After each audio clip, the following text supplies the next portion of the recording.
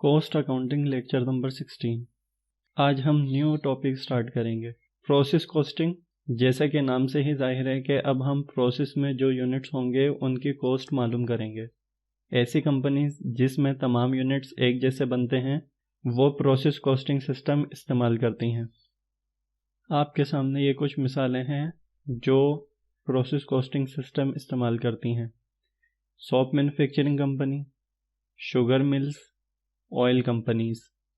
इन companies का आप बताएंगे कि कौन सी कंपनी जॉब ऑर्डर कॉस्टिंग इस्तेमाल करती है और कौन सी कंपनी प्रोसेस कॉस्टिंग। जब हमें चलते हुए प्रोसेस में यूनिट्स की कॉस्ट मालूम करनी होती है तो हम ये देखते हैं कि अभी उन यूनिट्स पर कितना प्रोसेस बाकी है। अगर कोई प्रोडक्ट 4 मराहिल से गुजर कर मुकम्मल होती है तो उन 4 को हम परसेंटेजेस में इस तरह बता सकते हैं। अगर प्रोडक्ट के यूनिट्स पहला मरहला मुकम्मल कर चुके तो 25% कम्प्लीटेड हैं। अगर दूसरा मरहला मुकम्मल कर लिया तो 50% कम्प्लीटेड, तीसरे पर 75% और चौथा मुकम्मल करने पर 100% कम्प्लीटेड कहलाएंगे।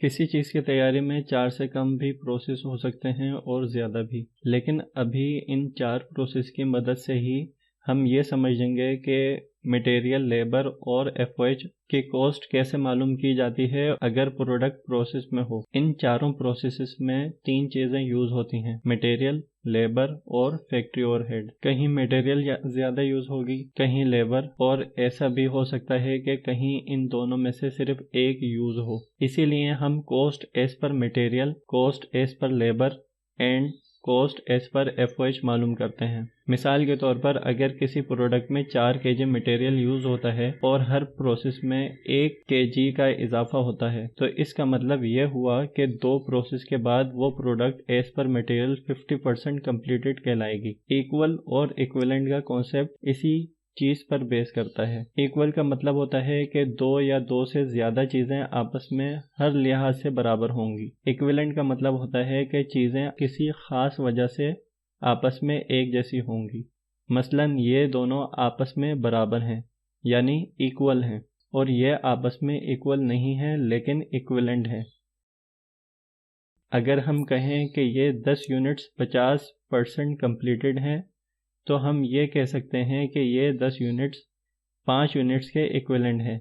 इसी तरह अगर हम ये कहें कि 2 यूनिट्स जो कि मंथ के शुरू में प्रोसेस में थे वो अगर 50% कम्प्लीटेड हैं तीनों कॉस्ट यानी मटेरियल, लेबर, एफओएच के हिसाब से, और मटेरियल, लेबर, एफओएच का खर्चा उन पर 5000 का हुआ है, तो हम ये कह सकते हैं कि अगर 5000 एक यूनिट पर खर्च होते तो वो मुकम्मल हो जाती, यानी एक यूनिट 2 यूनिट के इक्विवेलेंट है।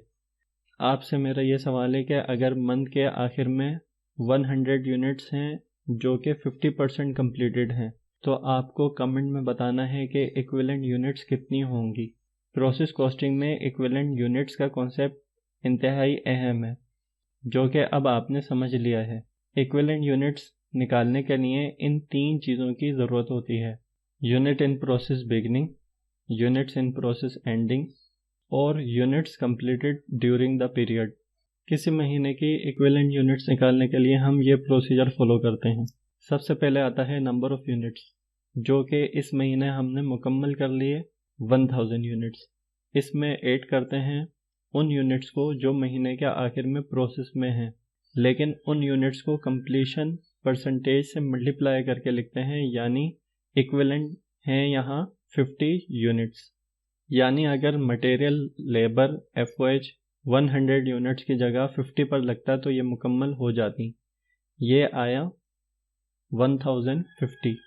अब इसमें से महीने के शुरू में जो प्रोसेस में यूनिट्स थी उन्हें लेस कर देंगे, क्योंकि उन पर पिछले महीने वाली मटेरियल, लेबर, एफओएच लगी हुई है, जिसकी वजह से ये 40% मुकम्मल हुए थे। 200 मल्टीप्लाई बाय 40% इक्वल टू 80। इसे 1050 में से लेस करेंगे तो टोटल इक्विवेलेंट यूनिट्स आएंगे 970। तो ये थे कुछ बेसिक कॉन्सेप्ट्स जिसकी बुनियाद पर हम प्रोसेस कॉस्टिंग करेंगे। आपने इस वीडियो से कितना सीखा ये चेक करने के लिए डिस्क्रिप्शन में लिंक दिया गया है MCQs का, आप वो सॉल्व करें नेक्स्ट वीडियो में हम प्रोसेस कॉस्टिंग का एक मुकम्मल क्वेश्चन सॉल्व करेंगे।